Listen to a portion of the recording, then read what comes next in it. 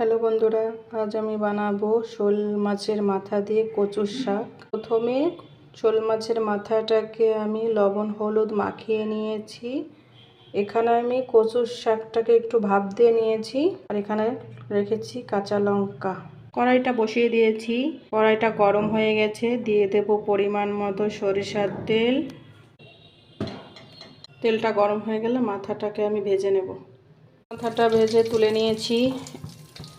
এই তেলে দিয়ে দেবো দুটো শুকনো লঙ্কা ফোড়ন, দেবো কালো জিরে, দিয়ে দেবো লবণ।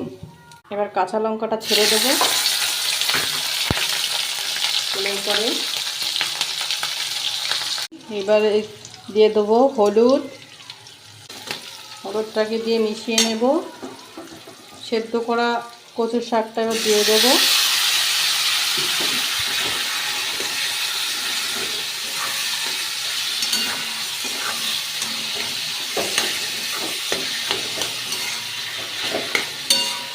শাকটাকে আমি নেড়ে ছেড়ে মিশিয়ে নিলাম।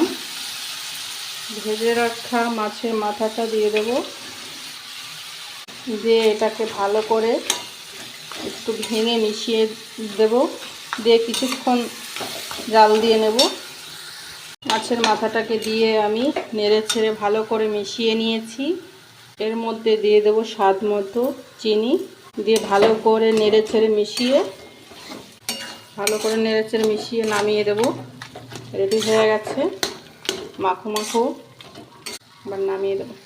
রেডি হয়ে গেছে আমার শোল মাছের মাথা দিয়ে কচুর শাক। শোল মাছের মাথা দিয়ে কচুর শাকটা খেতে খুবই ভালো লাগে। তোমাদেরও যদি ভালো লাগে কমেন্ট করে জানিও শোল মাছের মাথা দিয়ে কচুর শাকটা কেমন হয়েছে।